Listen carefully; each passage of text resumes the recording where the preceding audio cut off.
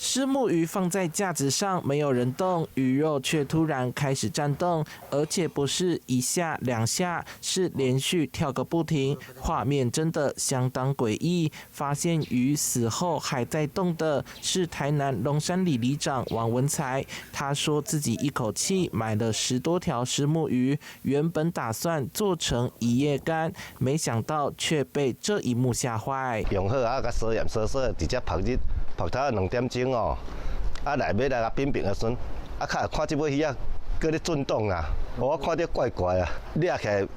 冰在冰桶內底嘛，冰超過10點鐘啊。平時常常抓魚、殺魚跟製作一夜干，怎麼遇都沒遇過。魚明明已經死透10多個小時，大家看到都直呼怎麼可能？最後乾脆不吃了，把魚放生。不過養殖業者解釋，這樣的狀況其實很常見，可能和捕撈時使用電極在急速冷凍有關。你若來破落做一夜干，無分切的當中，你只要隔拍下啲微溫，造成伊的肉、伊的成品放冰箱，所以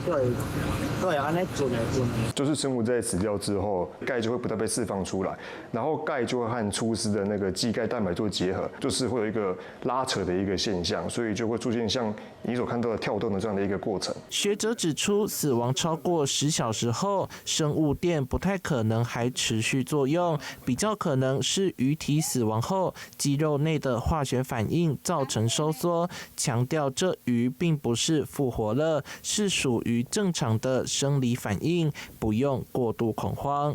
記者邱海棠的報道。